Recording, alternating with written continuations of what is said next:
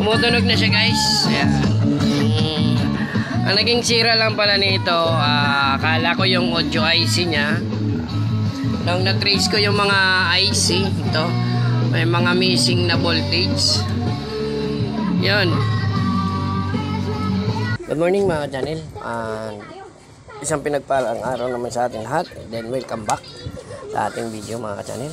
For today's video, mayroon tayong i-repair dito na isang Sony boombox ba to? Audio system. Yun. Sony. Wala daw sound. Yan ang sira nito mga channel. No sound, power button, not function, remote power. Yun naman nga mga channel. Ginamitan ko ng remote at nag-function siya, nag-off. Yan. Yan. I-open ulit natin sa remote. Yan.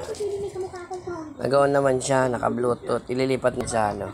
Na-try ko na siya sa bluetooth, hindi, walang tunog talaga. No sound. Try na lang natin sa USB. Kasi gamit ko yung cellphone ko, di tayo makapag-connect ng bluetooth. Lagyan natin ng USB, mga channel. Yan.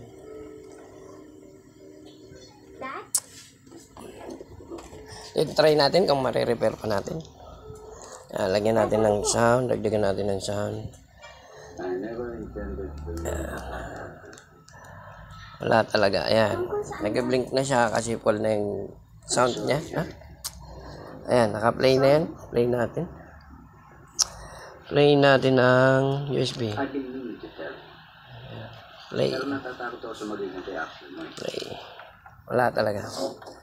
Wala siyang sound mga ka-channel. Check natin. Ito yung na-repair na dati. At ayun, may IC siya sa ibabaw. Ayan tingnan na lang natin tong IC kung ano tong pinalitan niya para magkaroon tayo ng guide pagre-repair. So yun, let's go mga ka-channel. Stay tuned lang sa mga baguhan. Lalo na sa mga baguhan na gaya natin. Para makakalap tayo ng mga idea. At dagdag kaalaman. Let's go!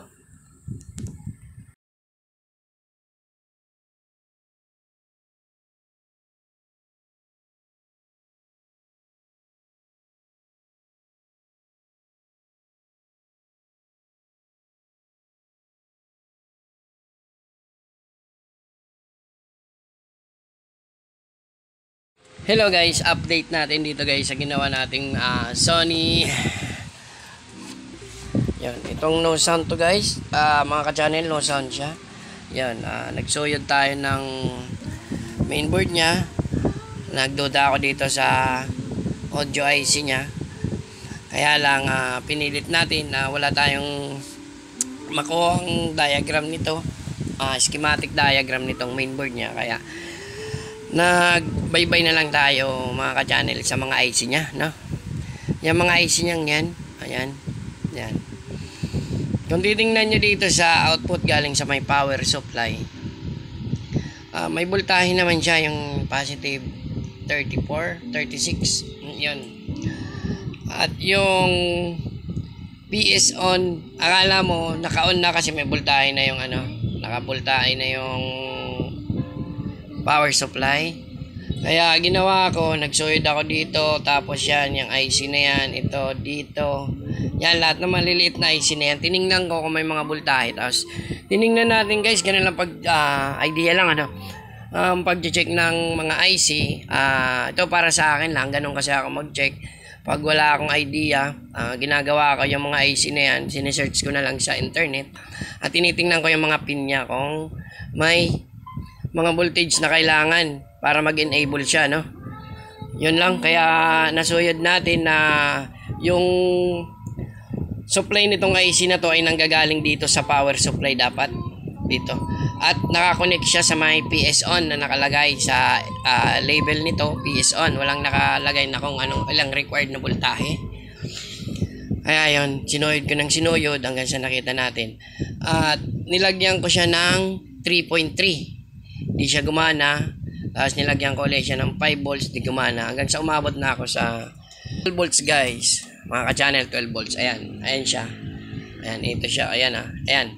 Pinurse on ko muna. Nilagyan ko muna siya ng supply. Tapos, so ngayon nakita ko naman na ang sira niya is nandito sa may power supply. Kaya, yung magsusupply dito ng 12 volts sana. Saka dito sa mainboard naman nagagaling yung signal niya para mag-click yung PS on niya, no? Pero for the meantime, nakuha na natin yung sira, napatunog na natin yung ano, yan. Lakasan natin, ito yung signal niya. Yan. So ayan mga ka-channel, tumutunog na siya. Yan, pag inalis natin to, ayan, tong 12 volts na supply, yung ginawa nating pang force on doon sa PS on, wala yung sound. Ayan, tatanggalin ko, no? Ayan, no? Ayan, mga ka-channel, wala siyang sound, no? Pero meron siyang power. At yung, ayan, naglilipat-lipat yan pag inano mo sa remote. Ayan. Kumbaga, nagre-response yung remote. Ayan. Bluetooth.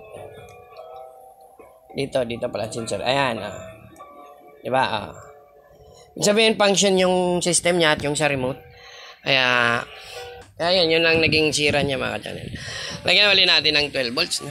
Lagyan natin para tumunog siya. Ayan.